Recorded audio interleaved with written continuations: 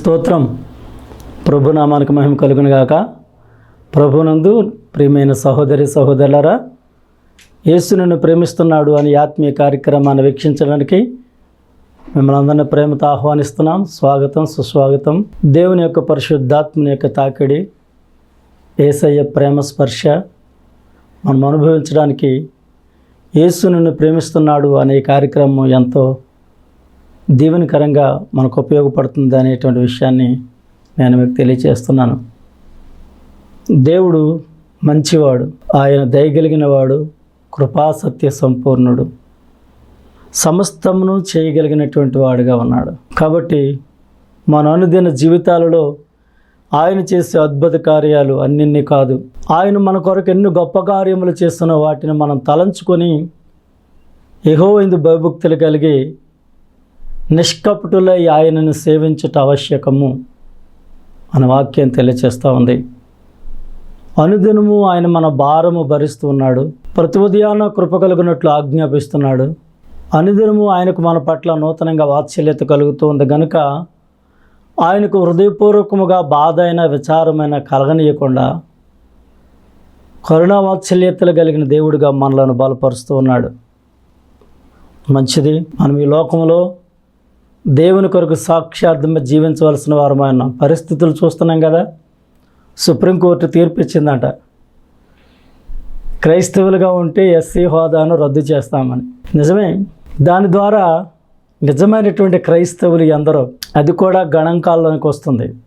పేరుకు మాత్రమే మరి క్రైస్తవులము అనేటువంటి వారుగా ఉండకుండా నిజమైన క్రైస్తవులుగా, ఎందుకంటే మన దేవుడు నిజమైన దేవుడు, మనుష్యులు సృష్టించిన దేవుడు కాదు, మనుష్యుల చేత మలచబడిన దేవుడు కాదు, సర్వ సృష్టిని సృష్టించిన సృష్టికర్త, సమస్తాన్ని చేసిన దేవుడు. ప్రభుత్వాలైనా, అధికారులైనా, వారి అధికారమైన, రాజ్యాలైనా, రాజులైనా, ఏవైనా సరే ఆయన చేతే నిర్మించబడ్డాయి. ఆయనే సమస్తాన్ని ఏలుబడి చేస్తున్నాడు. ఆకాశమైన సింహాసనముగాను, భూమిని ఆయన పాదపీఠంగాను చేసుకొని ఆయన ఏలుబడి చేస్తున్నాడు. ఆయన సర్వ సృష్టికి రాజై ఉన్నాడు. ఆయన రాజ్యము శాశ్వత రాజ్యము, ఆయన రాజ్యము నిరంతరము నిలిచే రాజ్యం. కాబట్టి దేవుని బిడ్డలమైనటువంటి మనము దేవునితో అన్యోన్య సహవాసం కలిగినటువంటి వారముగా మనం ఉండాలి. అలా ఉన్నప్పుడు మన భక్తి జీవితము ఏ పరిస్థితినైనా ఎదుర్కోవడానికి ఉపయోగపడతా ఉంది. జయశీలులుగా దేవుడు మనల్ని నిలబెడతాడు. దేవుని కొరకు బలమైన సాక్షులుగా మనం నిలబడడానికి ఎంత అవకాశం కలుగుతుంది. ఆదిమ సంఘం శ్రమల గుండా వెళ్ళింది, నేటి సంఘం శ్రమల గుండా వెళుతుంది. ఎక్కడ చూసినా తిరస్కారము, నింద, హింస, భయంకరమైనటువంటి పోరాటాల మధ్య క్రైస్తవ జీవితాన్ని కొనసాగించవలసిన పరిస్థితులు. ఎన్నో ప్రభుత్వాలు మారినాయి, ఎన్నో విధానాలు మారినాయి. కానీ దేవుని బిడ్డలమైనటువంటి మన జీవితాలు స్థిరమైనటువంటివిగాను, కదలని వారుగాను, దేవుని యందు నిశ్చయత కలిగినటువంటి వారుగాను ఉండి ఆయన ఇచ్చిన రక్షణను మనం కాపాడుకోవలసిన వారమైనా.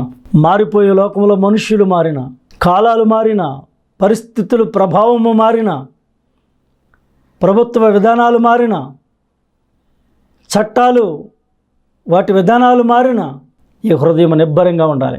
ఒకవేళ శ్రమపరచబడితే శ్రమకు మించినటువంటి సంతోషాన్ని దేవుడు నీకు ఇస్తాడు. శ్రమపరచబడిన దినాల కొలది, కీడును అనుభవించిన ఏండ్ల కొలది దేవుడు నిన్ను సంతోషపరుస్తాడు. ఇది వాగ్దానం, దాన్ని నువ్వు మర్చిపోకు. ఒకవేళ నీవు శోధనకు అప్పగించబడితే శోధన సహించేవాడు ధన్యుడు, అట్టివాడు ప్రభు అనుగ్రహించే జీవకిరీటాన్ని పొందుతాడు. ఒకవేళ నువ్వు హింసింపబడుతూ ఉంటే మీరు ధన్యులు అంటున్నాడు. ప్రభు నిమిత్తము నీవు ఈ లోకంలో దేనిని అనుభవించినా, ఏ పరిస్థితి గుండా నీ విశ్వాస జీవితాన్ని నువ్వు కొనసాగించవలసి వచ్చినా దేవుడు నీకు తోడుగా ఉంటాడనే విషయాన్ని నువ్వు మర్చిపోవద్దు. యోబు గ్రంథము 4వ అధ్యాయము 6వ వచనములో భక్తుడైన మోషే ఇలాగున రాస్తూ ఉన్నాడు. నీ భక్తి నీకు ధైర్యము పుట్టింపదా? నీ యథార్థ ప్రవర్తన నీ నిరీక్షణకు ఆధారము కాదా అంటున్నాడు. నీవు చేసే భక్తి నీకు ధైర్యము పుట్టించాలి. నువ్వు చేసే భక్తి ఎవరినో తెలుసా? సర్వ ప్రాణికోటికి ఆధారమైనటువంటి దేవుని. నువ్వు చేసే భక్తి ఎవరికో తెలుసా? భక్తి చేసేది రాజులకు రాజు, ప్రభువులకు ప్రభు, సర్వసృష్టికర్త, జగాలు నేలేటువంటి రారాజైన దేవునికి, సమస్తము చేయగలిగినటువంటి సర్వశక్తిమంతుడైన దేవునికి, పరిశుద్ధుడైన దేవునికి, ప్రభావపూరితమైన నామము కలిగిన దేవునికి నువ్వు చేసే భక్తి, ఆ భక్తి నీకు ధైర్యము పుట్టించాలి. నా ప్రియమైనటువంటి వారులారా, చైనా దేశంలో మరి కమ్యూనిజం విస్తరించినప్పుడు క్రైస్తవ సంఘాలు హింసించబడ్డాయి. క్రైస్తవ సంఘం హింసించబడినప్పుడు క్రైస్తవ విశ్వాసులు అండర్ గ్రౌండ్లోకి వెళ్ళిపోయారట. బైబిళ్ళు లేవు, బైబిళ్ళు తగలబెట్టబడ్డాయి, ఏమీ లేవు. కానీ అండర్ గ్రౌండ్కి వెళ్ళినటువంటి వారందరూ కూడా చాలామంది నిరాశలోనే ఉన్నారు. మేము ఇంత భక్తి జీవితాన్ని చేస్తున్నాం, దేవుడు ఎందుకు మాకు ఈ పరిస్థితిని అనుమతించాడు, ఎందుకు మేము హింసించబడుతున్నాం, ఎందుకు మేము ఈ యొక్క ఇబ్బందికి లోనైపోయాం, ఎందుకు ప్రాణభయం చేత మేము ఈ గుహల్లో ఉన్నాము అని వారు ఏడుస్తూ ఉన్నారట. అయితే వారిలో దైవ సేవకులు కూడా ఉన్నారు. ఆ గుహలలో లేక ఆ చీకటి బందీల్లోకి వెళ్ళిపోయినటువంటి ఆ విశ్వాసులు కొందరు సేవకుడిని అడిగారట, అయ్యా, దేవుని యొక్క వాక్యంలో కూడిన వాగ్దానాలను కొన్నింటిని ఎత్తిపట్టి మాకు వాక్యం చెప్పండి, మేము వాక్యం ద్వారా ఆదరించబడతాం. ఎందుకంటే మాలో ఉన్న భక్తి మమ్మల్ని బలహీనపరచకుండా, మమ్మల్ని కృంగదీయకుండా దేవుని యొక్క మాటల చేత మేము ఆదరించబడాలనుకుంటున్నాం, మీరు మాట్లాడండి అంటే ఆ సేవకుడు అన్నాడట, నా దగ్గర బైబిల్ లేదు, ఏమీ లేదు, నేను చాలా కృంగిపోయిన పరిస్థితిలో ఉన్నాను, కుటుంబాన్ని కోల్పోయిన పరిస్థితిలో ఉన్నాను, ఏం చేయాలో అర్థం కాక నా నోట మాట రావట్లేదు అనే సేవకుడు అంటున్నప్పుడు ఒక విశ్వాసి లేచి తానేమి మాట్లాడాలో దానిని ప్రవచించడం ప్రారంభించిందంట. దేవునికి స్తోత్రం, హల్లెలూయా. ఎప్పుడైతే ఆమె ప్రవచించి దేవుని యొక్క వాక్యాన్ని, సందేశాన్ని మాట్లాడడం ప్రారంభించిందో ఈ దైవ సేవకునికి శక్తి వచ్చింది, ధైర్యం వచ్చింది, లేచి మాట్లాడడం ప్రారంభించాడట. మాట్లాడడం ప్రారంభించిన తర్వాత ఆ సేవకుడు తర్వాత మాట ఏం చెప్పాలో ప్రవచిస్తూ ఈ యొక్క భక్తులు, ఈ విశ్వాసులు ముందుగానే ప్రవచించి మాట్లాడడం ప్రారంభించారట. ఎంత అద్భుతమండి! దేవుని బిడ్డలారా, కృంగిన సమయంలో దేవుడు తన బిడ్డలను దర్శించి వారితో మాట్లాడగలిగినటువంటి సమర్థుడు. అందుకే నీ భక్తి నీకు ధైర్యము పుట్టించదా, నీ యథార్థ ప్రవర్తన నీ నిరీక్షణకు ఆధారం కాదు. యథార్థమైనటువంటి ప్రవర్తన నీ నిరీక్షణకు ఆధారం అవ్వాలి. సమూయేలు రాసినటువంటి మొదటి గ్రంథము 30వ అధ్యాయము 6వ వచనంలో మనం చూసినట్లయితే 30వ అధ్యాయంలో మొదటి నుంచి చదువుకుందాం. దావీదు అతని జనులను 3వ దినమందు సిక్లగుకు వచ్చిరి. అంతలో అమాలేకీయులు దండెత్తి దక్షిణ దేశం మీద సిక్లగు మీదను పడి కొట్టి దాన్ని తగలబెట్టి గనులనేమి అలుపులనేమి అందులోనున్నటువంటి ఆడవారందరినీ కూడా చెరపట్టుకొని చంపక వారిని తీసుకుని వెళ్ళిపోయారు. దావీదు అతని జనులను పట్టణమునకు వచ్చి అది కాల్చబడి ఉండుటయు తమ భార్యలు, కుమారులు, కుమార్తెలు చెరలోనికి తీసుకుని పోపట్టు చూచి ఇక ఏడ్చుటకు శక్తి లేకపోవునంతగా బిగ్గరగా ఏడ్చిరి. ఇజ్రాయేలీయురాలైనటువంటి అహీనోయము, కర్మీలైనటువంటి నాబాలు భార్య అయినటువంటి అబీగయలు అను దావీదు 2 భార్యలను చెరలోనికి కొనుపబడగా చూచి దావీదు మిక్కిలి దుఃఖపడెను. మరియు తమ తమ కుమారులను బట్టి కుమార్తెలను బట్టి జనులందరికీ ప్రాణం విసుకునందున రాళ్ళు రువ్వి దావీదును చంపుదము రండని వారు చెప్పుకొనగా దావీదు తన దేవుడిని యెహోవాను బట్టి ధైర్యము తెచ్చుకొనెను. దేవునికి స్తోత్రం. అక్కడ ఉన్నటువంటి పరిస్థితిని బట్టి అందరూ కూడా చెరలోనికి అమాలేకీయులు వారిని బంధించి తీసుకుపోయినప్పుడు ప్రియదేవుని బిడ్డలారా, అందరూ కూడా వారి ప్రాణం విసిగి ఇక ఏడవడానికి కూడా శక్తి లేదు. వారి ప్రాణం విసిగి దావీదును రాళ్లతో కొట్టి చంపడానికి వారు నిర్ణయాలు తీసుకుంటున్నారు. అలాంటి ఆలోచనతో వారు ఉండగా దావీదు దేవుడిని యెహోవాను బట్టి ధైర్యం తెచ్చుకొని ఇప్పుడు అంటున్నాడు కదా, ఏఫోదును తెమ్మని యాజకుడైనటువంటి అహీమేలు కుమారుడైనటువంటి అబ్యాతారుతో చెప్పగా అబ్యాతారు ఏఫోదును తీసుకొని వచ్చి దావీదు వద్దకు తీసుకొని రాగా అంటున్నాడు, దావీదు మాట్లాడుతున్నాడు, నేను ఈ దండును తరిమి నీడల దాన్ని కలుసుకొందునా అని యెహోవా యొద్ద దావీదు విచారణ చేయగా దేవుడు అంటున్నాడు, తరుము, నిత్యముగా నీ వారిని కలుసుకొని తప్పక నీ వారందరినీ దక్కించుకొందువని సెలవిచ్చాను. దేవునికి స్తోత్రం, హల్లెలూయా. దేవుని బిడ్డలారా, దావీదును దేవుడు కోరుకున్నాడు. దావీదును దేవుడు కోరుకొని గొర్రెల దొడ్డిలోంచి పాడి గొర్రెలను వెంబడించడం మానిపించి యాకోబు స్వాస్థ్యమని ఇశ్రాయేలు ప్రజలను ఏలుబడి చేయడానికి దావీదునకు దేవుడు అధికారం ఇచ్చాడు. గొర్రెల కాపరైనటువంటి దావీదును దేవుడు రాజుగా చేసి తన రాజ్యంలో గొప్ప సమాధానం ఇస్తే ఇప్పుడు అననుకూల పరిస్థితులు ఎదురయ్యాయి. క్లిష్ట పరిస్థితి ఎదురైంది. దావీదు మనసు కృంగిపోయిన పరిస్థితిలో ఉంది. తాను ఏడవడానికి శక్తి లేనంతగా ఏడ్చాడట. ఎందుకంటే తన భార్యలు బిడ్డలు అందరూ కూడా చెరలోనికి వెళ్ళిపోయారు. అమాలేకీయులు వారిని తీసుకుని వెళ్ళిపోయారు. ఏం చేయాలో అర్థం కావట్లేదు. కాబట్టి దావీదుతో ఉన్నటువంటి వారు దావీదును రాళ్ళు రువి చంపడానికి వారు పన్నాగాలు పన్నుతూ యత్నం చేస్తున్నారు. ఇప్పుడు దావీదు దేవునిని బట్టి ధైర్యం తెచ్చుకున్నాడు. దావీదు యెహోవాను బట్టి ధైర్యం తెచ్చుకొనును అని వాక్యం రాయబడింది. దావీదు దేవుని బట్టి ధైర్యం తెచ్చుకొని ఏ పోదును తెమ్మని ఏ పోదు దగ్గర దేవునికి విజ్ఞాపన చేస్తున్నాడు. నేను వెళ్ళనా, వారిని తరమనా, వారు నాకు దొరుకుతారా, మరలా నా కుటుంబీకులను నేను తెచ్చుకోగలనా అని దేవుని యొద్ద విచారణ చేసినప్పుడు దేవుడు దావీదు యొక్క విజ్ఞాపనకు సమాధానం ఇచ్చాడు. వెళ్ళు, వారు నువ్వు తరుముతావు, నీ వారు నువ్వు మరలా సంపాదించుకుంటావు అని చెప్పి దావీదును దేవుడు పురుకొల్పాడు, ధైర్యపరిచాడు. నా ప్రియమైనటువంటి దేవుని బిడ్డలారా, దావీదు చేసిన భక్తి తన కుటుంబం కష్టకాలంలో ఉన్నప్పుడు, తన బిడ్డలు తన భార్యలు అందరూ కూడా శ్రమలో ఉన్నప్పుడు, దురావస్థలో ఉన్నప్పుడు, ప్రాణభయం చేత ఉన్నప్పుడు, శత్రువుల చేతకు అప్పగించబడినప్పుడు దేవుని యొక్క సన్నిధిలో దావీదు మొర్రపెట్టాడు. దేవునిని బట్టి ధైర్యం కలిగి దావీదు మొర్రపెట్టాడు. దేవుడిచ్చినటువంటి వాగ్దానమును బట్టి, దేవుడిచ్చినటువంటి అభయాన్ని బట్టి దావీదు వెళ్ళి తన కుటుంబీకులను రక్షించుకొని తీసుకుని వచ్చాడు. అంతేకాదు శత్రువులను హతం చేశాడు. నా ప్రియమైనటువంటి దేవుని బిడ్డ, నీ హృదయాన్ని కృంగనివ్వకు.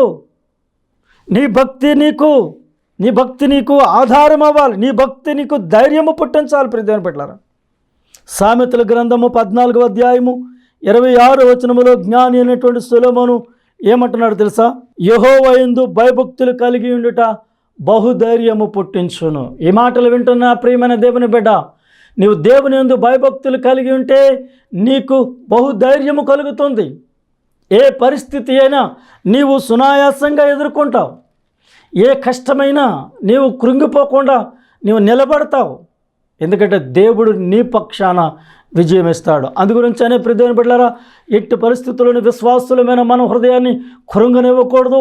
ప్రభు మనతో ఉన్నాడనే విషయాన్ని మనం గ్రహించాలి. యేసు ప్రభు అంటున్నాడు తన శిష్యుని చూసి, విశ్వాసం లేని మూర్ఖతరం వారులారా, ఎంతకాలం నేను మీతో కూడా ఉంటాను. యేసు ప్రభు వారు ధోనిలో అమరమందు తలవాల్చుకుని పండుకున్నప్పుడు సముద్రం మీద గొప్ప తుఫాను రేగింది. శిష్యులు ఎంతో ప్రయత్నం చేశారు. వారు చేయగలిగినంత ప్రయత్నం వారు చేశారు. ఇప్పుడు వారి వల్ల కావటం లేదు. ధోని మునిగిపోవడానికి సిద్ధంగా ఉంది. యేసు ప్రభు వారిని లేపారు. ప్రభువా, మేము నశించిపోతున్నాము, నీకు చింత లేదా అని. యేసు ప్రభు వారు లేచి గాలిని గద్దించాడు. సముద్రం నిమ్మళమైంది. ఈయన ఎవరో అంటున్నారు. యేసు ప్రభు వారు అంటున్నాడు, అల్ప విశ్వాసులారా, అల్ప విశ్వాసము లేనటువంటి విధానము ఇది మన భక్తి జీవితంలో మనలను ఎదగనివ్వకుండా ఆటంకకరంగా మారుతాయి. నీవు విశ్వాస సంబంధిగా నీవు సంఘంలో చేర్చబడి దేవుని మీద ఆధారపడి దేవుని యొక్క శక్తి యందు నమ్మిక ఉంచి నీ విశ్వాస జీవితాన్ని కొనసాగిస్తే పూర్తి నమ్మికతో ఉంచు. నీ భారము దేవుని మీద వేయి. దేవుడు నిన్ను ఆదుకుంటాడు. ఏ విషయంలో కూడా దేవుడు నిన్ను సిగ్గుపడనీయడు. ప్రియ దేవుని బిడ్డలారా, ఎందుకంటే నీ భక్తి నీకు ధైర్యం పుట్టించాలి. నువ్వు చేస్తున్న భక్తి ఉందే, నువ్వు ఆరాధిస్తున్న దేవుడున్నాడే, నువ్వు సేవిస్తున్నటువంటి దేవుడున్నాడే, ఆ దేవుడు సర్వశక్తిమంతుడు. ఇదిగో రాజు అంటున్నాడు దానియేలుతో, దానియేలు, నిత్యము నీవు సేవించుచున్న నీ దేవుడు నిన్ను రక్షించగలిగినా అని సింహాల బోన్లో ఉన్న దానియేలును ప్రశ్నిస్తున్నాడు. దానియేలు సింహాల బోన్లో ఉండి రాజునట్టు, రాజు చిరంజీవి అగుగాక, నిత్యము నేను సేవించుచున్న నా దేవుడు తన దూతను పంపి సింహపు నోటను పడకుండగా వాటి బారి నుండి దేవుడు నన్ను తప్పించాడు. చూసారా దానియేలు యొక్క విశ్వాసం ఎంత గొప్పదిగా ఉందో. షడ్రకు మెషక అబేద్నెగోలైనటువంటి వారు రాజుకు ప్రత్యుత్తరం ఇస్తున్నారు. రాజా, నీకు ప్రత్యుత్తరం ఇవ్వవలన చింతకు మాకు లేదు. మా దేవుడు మండుచున్న వేడిమి గల అగ్నిగుండం నుంచి రక్షించగలిగిన సమర్థుడు. ఒకవేళ రక్షింపకపోయినా నీవు నిలవబెట్టిన బొమ్మకు మేము మొక్కం. ఎందుకంటే మా దేవుడు మనుషుల చేత చేయబడిన వాడు కాదు. మా దేవుడు సమస్తము చేయగలిగిన దేవుడు, పరమ మర్మాలను బయలుపరచగలిగిన దేవుడు, ప్రతి పరిస్థితిని తన స్వాధీనంలోకి తీసుకోగలిగిన దేవుడు. కాబట్టి నీకు ప్రత్యుత్తరం ఇవ్వాలన్నటువంటి చింత కూడా మాకు లేదన్నారు. రాజుగారు నీ మాట అంటే ఊరుకుంటాడండి? ఎవడన్నా మనల్ని పోరా నీకు చెప్పాల్సిన అవసరం ఏంటంటే మనం ఊరుకుంటామా? ఆ మాటకు మనమే చాలా అవమానభరితంగా ఫీల్ అయిపోతూ ఉంటాం. అందరి ముందు రాజుని నీకు ప్రత్యుత్తరం ఇవ్వాలన్న చింత కూడా మాకు లేదు అన్నారంటే రాజు ఎంత ఉగ్రుడై ఉంటాడు. మండుచున్న అగ్నిగుండాన్ని 7 అంతల రెట్టింపు చేశాడంట. 7 అంతల వేడిమి చేసి ఈ ముగ్గురిని తీసుకెళ్ళి అందులో పడేయించాడంట. వీరిని పడవేయడానికి వెళ్ళిన వారు ఆ అగ్నికి ఆహుతో చచ్చిపోయారు. వీరు మాత్రం షడ్రక్ మెషక్ అబేద్నెగోలు అనువారు మాత్రం అగ్నిగుండంలో హాయిగా సంచరిస్తూ ఉన్నారట. దేవునికి స్తోత్రం. రాజు ఇప్పుడు చూసి అంటున్నాడు, మనం ఎంతమందిని వేసాము? ముగ్గురినే కదా? ముగ్గురినేనయ్యా. నాకు 4 కనపడుతున్నారు, అగ్నిలో సంచరిస్తున్న 4 కనపడుతున్నారు. 4వ వాడు దేవతను పోలిన వాడుగా ఉన్నాడు. నా ప్రియమైన దేవుని బిడ్డ, నీ భక్తి నీకు ధైర్యాన్ని పుట్టించాలి. అందుకే నీ భక్తి నీకు ధైర్యాన్ని పుట్టించాలంటే నీ మనసును కృంగనీయకు నీ మనసు. జడేకు, భయపడకు. ఎందుకంటే నీలో ఉన్నవాడు లోకములో ఉన్నవాడు కంటే గొప్పవాడు. ఎన్ని సంవత్సరాల నుంచి నువ్వు ప్రభువు నమ్ముకున్నావో నాకు తెలియదు. ఎన్ని సంవత్సరాల నుంచి నువ్వు ఆరాధనకు వెళ్తున్నావో నాకు తెలియదు. నువ్వు రక్షణ పొంది ఎన్ని సంవత్సరాలైందో నాకు తెలియదు. కానీ దేవుడు నీతో ఈ మాట చెప్పమంటున్నాడు. ఏ విషయంలో కూడా నీవు కృంగిపోకు, జడేకు, భయపడకు. ఎందుకంటే నీలో ఉన్నవాడు లోకంలో ఉన్నవాడి కంటే గొప్పవాడు. ఆయన సమస్తమును చేయగలిగినటువంటి వాడు. ఆయనకు అసాధ్యమైందంటూ ఏదీ లేదు. కాబట్టి నీవు ఏ పరిస్థితి ఎదుర్కొంటున్నప్పటికీ సమాధానం కలిగిన పరిస్థితులు కూడా నువ్వు వెళ్తుంటే దేవునికి కృతజ్ఞత కలిగి జీవించు. కష్టాల కొలిమిలో, ఇబ్బందుల కొలిమిలో నువ్వు కొలవబడి కాల్చబడుతూ ఉంటే దేవునికి ప్రార్థన చేయి. ప్రార్థన పరిస్థితిని మారుస్తూ ఉంది. ప్రార్థిస్తే దేవుడు నీకు సహాయం చేస్తాడు. తన కుటుంబమును అమాలేకీయులు బంధించి తీసుకుని వెళ్ళిపోయినప్పుడు దావీదు ప్రార్థించాడు. దావీదు దేవునికి విజ్ఞాపన చేశాడు. దావీదు దేవునిని బట్టి ధైర్యం తెచ్చుకున్నాడు. ఎందుకంటే దేవుడే విడిపించగలిగిన సమర్థుడు అని, దేవుడు జయమివ్వగలిగిన సమర్థుడిని, కోల్పోయిన దాన్ని తిరిగి మరలా స్వాధీనపరచగలిగినటువంటి వాడిని దావీదు నమ్మి దేవుని సందులో ప్రార్థించాడు. దావీదు దేవుని బట్టి ధైర్యం తెచ్చుకున్నాడు. ఎవరిని బట్టి నువ్వు ధైర్యంగా ఉన్నావు? ఎవరిని బట్టి ధైర్యంగా ఉన్నావు? మనుషులను బట్టా? నీకున్నటువంటి అధికారులను బట్టా? నీ వెనుకున్నటువంటి కుటుంబాన్ని బట్టా? ఎవరిని బట్టి నువ్వు ధైర్యంగా ఉన్నావు? వాళ్ళు ఉన్నారు, వీళ్ళు ఉన్నారు అని చెప్పుకుంటూ ఉన్నావా? నా ప్రియమైన దేవుని బిడ్డ, మనుషులను నమ్మకు. ఆసరాగా ఉండవలసిన సమయంలో చేయి విడిచిపెడతారు. ఆనుకోవలసినటువంటి పరిస్థితులు వచ్చినప్పుడు నీవు వారి మీద ఆనుకోవడానికి కూడా ఆస్కారం ఉండదు. మేము లేము ఇక్కడ అంటారు, ఎక్కడో ఉన్నామని చెప్తారు. దేవుని బిడ్డ, మనుషులను నమ్ముకుంటే కంటే యెహోవాను ఆశ్రయించటం మేలు, రాజులను నమ్ముకుంటే కంటే యెహోవాను ఆశ్రయించటం మేలని దేవుని యొక్క వాక్యము తెలియజేస్తుంది నా ప్రియ దేవుని బిడ్డ. కాబట్టి ఏ విషయంలో కూడా నువ్వు కృంగిపోకు. ప్రభు నీకు సహాయం చేస్తాడు, నిన్ను విడిపిస్తాడు. ఇది నిశ్చయం. నిన్ను సిగ్గుపడనిచ్చేవాడు కాదైనా. చూడండి, ఇశ్రాయేలీయులు వెళుతున్నప్పుడు ఎరుకోను దాటి వెళ్ళాలి. రాజు వారికి దారి ఇవ్వనన్నాడంతే. రాజు దారి ఇవ్వనన్నాడు, కానీ దేవుని ప్రజలు అటే వెళ్ళాలి. రాజు దారి ఇవ్వనంటున్నాడు. ఏం చేయాలి? అడిగారు దేవుణ్ణి, అరే వాడు మీకు దారి ఇచ్చేదేంటి? 7 రోజులు 7 సార్లు ప్రదక్షిణ చేయండి, 7వ రోజున 7 సార్లు ప్రదక్షిణ చేయండి, యాజకులు బోర్లు ఊతుండగా మీరు కేకలేండి అంతే. దేవుని సిద్ధాంతం అలాగా ఉంది. ఏం చెప్తాం? అలాగున వారు 7 రోజులు ప్రదక్షిణ చేశారు. 7వ రోజున 7 మార్లు ప్రదక్షిణ చేశారు. యాజకులు మందసాన్ని ఎత్తుకుని యాజకులు బోరలు తుండగా వారు బిగ్గరగా కేకలు వేశారు. ఏం కేకలు వేశారో తెలియదు, కేకలు వేశారు. అంత ఎరుకో కోట గొడవలు కూలిపోయాయి. ఇశ్రాయేలు ప్రజలు ఆ దారి గుండా వెళ్ళిపోయారు, దాటిపోయారు. దేవునికి స్తోత్రం, హల్లెలూయా. కృంగనీయకు ప్రియ దేవుని బిడ్డ, నీ భక్తి నీకు ధైర్యం పుట్టించాలి. నువ్వు చేస్తున్న భక్తి ఉందే, అది నీకు ధైర్యాన్ని పుట్టించాలి. లేకపోతే నీ భక్తి వ్యర్థం. నీ భక్తి జీవితం ఉందే, నీ విశ్వాసము బలమైనదైతే శ్రమల్లో సంతోషాన్ని చూస్తాను. నీ విశ్వాసం బలమైనదైతే చీకట్లో వెలుగును చూస్తావు. నీ విశ్వాసం బలమైనదైతే నీవు శ్రమల పాలైపోయినప్పుడు దేవుని హస్తం నీ కొరకు పనిచేయటం నువ్వు చూస్తావు. నీ విశ్వాసం బలమైనదైతే నీవు ఒంటరిగా మిగిలిపోయినప్పుడు నీకు తోడుగా నీ వెంట దేవుడు రావటం చూస్తావు. నువ్వు భయపడకు, దిగులు పడకు. 40 దినాలు ఇశ్రాయేలు సైన్యం భయపడింది. బలవంతుడైన గొలియాతు, మీకు మాకు యుద్ధం ఎందుకు, రక్తం ఏర్లై పారడం ఎందుకు, మీ భార్యలు అనేక మంది విధవరాళ్ళు అయిపోవడం ఎందుకు, మీ బిడ్డలు తండ్రి లేని వారు అయిపోవడం ఎందుకు, మీలో ఎవడైనా బలవంతుడైన వాడు ఉంటే వాడు వచ్చి నన్ను లొంగదీయండి, నన్ను ఓడించండి చాలు, మేమందరం మీకు బానిసలు అయిపోతాం, లేదంటే మీరందరూ వచ్చి మాకు బానిసలుగా లొంగిపోండి అని మంచి ఆఫర్ ఇస్తున్నాడు. చాలామందికి ఇలాంటి ఆఫర్లు చాలామందికి నయమే కదా, మంచిదే కదా, సమాధానంగా ఏం చేస్తాం, మనం వాడిని ఓడించలేము, వెళ్ళిపోదాం పదండి అన్నట్టుగా ఉంటుంది. ఆ వాణిని ఎదిరించవలసినటువంటి రాజు కూడా భయకంపితుడై ఉన్నాడు, ఏమీ చేయలేని నిస్సహాయుడిగా ఉన్నాడు. కానీ దావీదు దండులోనికి వెళ్ళాడు, దేవుడే నడిపించాడు దావీదుని. సున్నతి లేని ఈ ఫిలిష్తీయుడు జీవము గల దేవుని సైన్యమును తృఢీకరించడానికి విడేపట్వాడు, దేవుడు ఇవి నిశ్చయంగా నా చేతికిస్తాడు అని చెప్పి దావీదు పళ్ళు నోరుతున్నాడు. రాజు దగ్గర తీసుకెళ్ళాడు. రాజు ఏమో ధరింపజేస్తున్నాడు. ఏమిటి? శిరస్త్రాణం, ఇవన్నీ యుద్ధోపకరణాలు ధరిస్తూ ఉన్నాడు. ఇవన్నీ నాకు వాడికి లేవయ్యా రాజా అంటున్నాడు. మరి ఎలాగ నువ్వు వాడిని ఎదిరిస్తావు?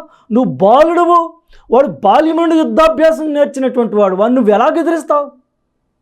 అయ్యా, సింహం, నేను గొర్రెలు మేపుతున్నప్పుడు సింహం వచ్చి నా గొర్రెల మందలో ఒకదాన్ని ఎత్తుకొని పోతుంటే పరుగుని వెళ్ళి సింహాన్ని కొట్టి 2గా చీల్చి సింహం నోటి నుండి నా గొర్రె పిల్లని కాపాడుకుని తెచ్చాను.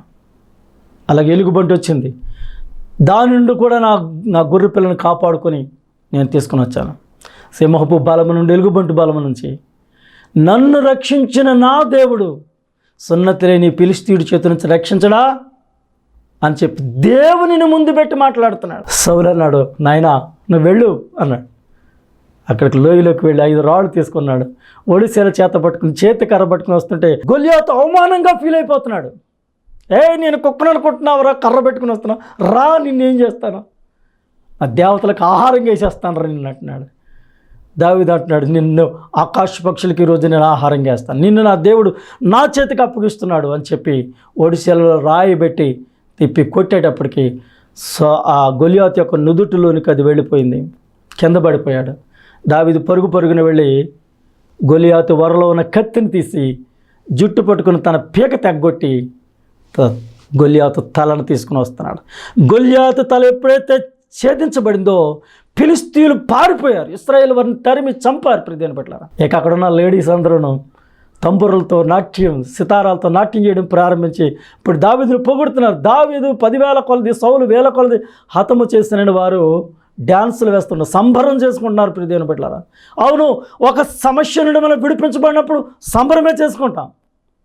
ఆ సమస్య మనం భయపెట్టినప్పుడు, ఆ సమస్య ద్వారా నిద్రలేని రాత్రులు మనం గడిపినప్పుడు, ఆ సమస్య ద్వారా ఎన్నో కన్నీళ్లు కార్చి గుండె భారంతో నిండిపోయినప్పుడు మనం చేసినటువంటి ప్రార్థనకు జవాబు దొరకగా గొప్ప ఆనందం మనల్ని ఆవరిస్తుంది. ఆ ఆనందాన్ని మనం సెలబ్రేట్ చేసుకుంటాం. ప్రియమైన బిడ్డలారా, అలాగనే జరిగింది. కోట గోడలు కూలిపోయాయి, గొలియాతు శూరుడు హతమైపోయాడు, అగ్నిబలం చల్లారిపోయింది, సింహాల నోళ్ళు మూయబడ్డాయి. ఎందుకంటే మన దేవుడు సజీవుడు, ఆయనే ఆరాధనకు యోగ్యుడు. ఇంకా మనం చూస్తే ప్రియమైన బిడ్డలారా, దేవుని యొక్క కార్యాలు చాలా విచిత్రంగా ఉంటాయి. దేవుని యొక్క కార్యాలు చాలా విచిత్రంగా ఉంటాయి. అవి పరిశోధింపజాలనివిగా ఉంటున్నాయి. కాబట్టి మనము దేని విషయంలో కూడా మన హృదయాన్ని కృంగనివ్వకుండా మన విశ్వాసాన్ని మనం కాపాడుకోవాలి. సింహాల బలము నుండి రక్షించిన దేవుడు, అగ్ని బలమును చల్లార్చిన దేవుడు, ఎరుకో కోట గోడలను కూల్చిన దేవుడు, అలాగే గొలియాతు శూరుని హతం చేసిన దేవుడు. నీ పరిస్థితిని అంతటిని కూడా ఆయన ఎరుగును. నీ పరిస్థితిని ఆయన అండర్లోకి తీసుకుంటాడు, ఆయన స్వాధీనములోకి తీసుకుంటాడు. ఎప్పుడంటే నువ్వు ప్రార్థించినప్పుడు. ప్రార్థించుట అంటే ఏమిటంటే నీ భారం దేవుని మీద వేయటమే. ఈ వారంలో దేవుడు ఎంతో అద్భుతం చేశాడు, ఎంతో మేలు చేశాడు. దాన్ని బట్టి నేను ఎంతో ఆనందపడుతున్నాను. ఒక కపట స్నేహితుడు మా బంగారాన్ని బ్యాంకులో పెడితే మాతో చెప్పకుండా, అంటే తన అకౌంట్లో పెట్టి నాతో చెప్పకుండా ఆ బంగారం వేరే చోట పెట్టి దాని మీద డబ్బులు తెచ్చుకుని వాడుకోవడం ప్రారంభించాడు. అది ఆక్షన్కి వెళ్ళిపోతుంది అన్నప్పుడు బ్యాంకు వారి ఇంటికి వెళ్ళి బ్రతిమిలాడగా ఇప్పుడు బంగారం ఖరీదు ఎక్కువ ఉంది రమ్మని బతిమిలాడినప్పుడు వాడు వచ్చి మళ్ళీ తిరిగేశాడు. ఆ తదుపరి నేను దాని విషయంలో అడిగినప్పుడు సరైన సమాధానం లేదు. మరి బ్యాంకుకి తీసుకెళ్ళి చూసినప్పుడు అతను వేరే బ్యాంకులో పెట్టాడు, డబ్బు తెచ్చుకొని వాడుకున్నాడు. బంగారం ఆక్షన్కి వెళ్ళిపోబోయేది బ్యాంకు వారు అక్కడ పనిచేసేటువంటి స్టాఫ్ ఆపారు. ఎందుకంటే దాని విషయంలో మేము ప్రార్థన చేసాం.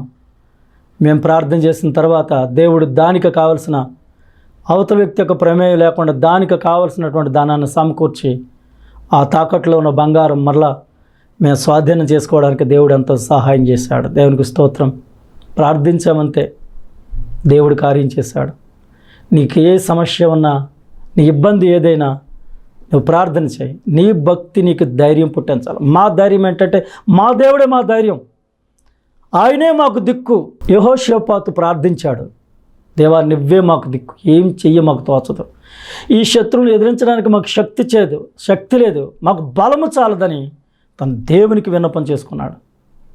దేవుడు విడిపించాడు. అదే రీతిగా దేవుడు మమ్మల్ని విడిపించి మాకు గొప్ప మేలును చేశాడు.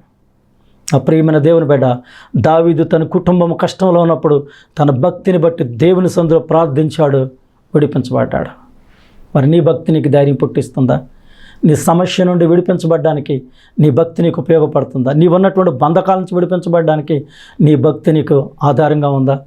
యథార్థ ప్రవర్తన నీ భక్తికి ఆధారంగా ఉందా? నీ భక్తి నీకు ధైర్యం పుట్టించదా? నీ యథార్థ ప్రవర్తన నీ నిరీక్షణకు ఆధారం కాదా? దేని కొరకైతే నువ్వు ఎదురు చూస్తున్నావో దానికి ఆధారంగా నీ యథార్థ ప్రవర్తన ఉండాలి.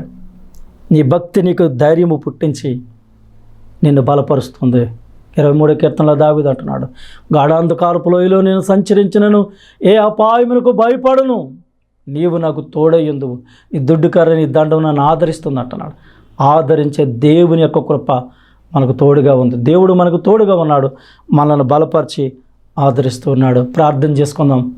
ఈ వాక్యాన్ని విన్న ప్రియ దేవుని బిడ్డ, ఈ సందేశం నీ కొరకే. దేవుడు నీతో నేరుగా మాట్లాడాడు. ప్రభువా నాతో మాట్లాడినందుకు వందనాలు ప్రభు అని చెప్పు. వాక్యమైన దేవా నీకు వందనాలు ప్రభువా, నీ బిడ్డలతో ఇంతవరకు మీరు మాట్లాడినందుకు వందనాలు. మా భక్తి మాకు ధైర్యం పుట్టించాలి, మా యథార్థ ప్రవర్తన మాకు నిరీక్షణ కలిగించాలి. నీ వాక్యంలో చెప్పినట్టుగా ప్రభువా, ఇదిగో దావీదు యొక్క కుటుంబాన్ని అమాలేకీయులు వశపరుచుకుని బంధించి తీసుకుని వెళ్ళిపోయినప్పుడు ఇదిగో నిన్ను బట్టి ధైర్యం తెచ్చుకున్నాడు. ధైర్యం తెచ్చుకుని పోతు దగ్గర అడిగినప్పుడు నువ్వు వెళ్ళమని వారిని మరలా తిరిగి తెచ్చుకుంటావని నువ్వు అభయం ఇవ్వగా దావీదు వెళ్ళి వారిని జయించి తన కుటుంబాన్ని మరలా తీసుకొని రాగలిగాడు. ఇదిగో ఈ వాక్యాన్ని వింటున్న బిడ్డలు ఏ పరిస్థితుల్లో ఉన్నారో నీకు తెలుస్తున్నాయినా, ఒకవేళ వారు స్వాధీనపరచుకోవాల్సింది ఏదైనా ఉంటే వారికి స్వాధీనపరచండి. పోగొట్టుకున్నది ఏదైనా ఉంటే మళ్ళీ తిరిగి దానిని దయచేయండి ప్రభు. దేని కొరకైతే ఎదురు చూస్తున్నారో భక్తితో ధైర్యం, వారు కలిగిన భక్తిని బట్టి ధైర్యంతో నువ్వు చేస్తావని ఏ కార్యం కొరకు ఎదురు చూస్తున్నారో ఆ కార్యాన్ని నిశ్చయముగా వీరికి చేయమని ప్రార్థన చేస్తున్నాను. నీ ప్రభావం చేత వీరిని నడిపించండి యేసయ్య. అద్భుత కార్యాలు చూడగలిగే కృపనివ్వండి. నీ చేతి సహాయం వీరికి ఇచ్చి నేను తోడుగా ఉండి నేను వీరిని నడిపించండి. కడవరి దినాల్లో నీ హస్తం వీరికి తోడుగా ఉండాలి. వీరి కుటుంబాలను దీవించండి. వీరి కుటుంబంలో అందరిని పేరుని మీరు దీవించమని ప్రార్థిస్తున్నాను. ఈ కార్యక్రమం ద్వారా గొప్ప మేలు వీరు అనుభవించి నీ ప్రభావపూరితమైనటువంటి నాయన సన్నిధిని వీరు అనుభవించగలిగిన కృప చూపమని, కూడిన వారిలో బలహీనలుగా ఉంటే బలపరచమని, ఈ వాక్యాన్ని వింటున్న ప్రతి బిడ్డ మీదకి నీ ఆత్మాభిషేకం దిగి వచ్చునుగాక అని ఆజ్ఞాపిస్తున్నాను. మీరు తాకినందుకు వందనాలు, మీరు దర్శించినందుకు వందనాలు. యేసు నామములో పొంది నామం నమ్ముచున్నాను తండ్రి, ఆమేన్. అందరికీ వందనాలు.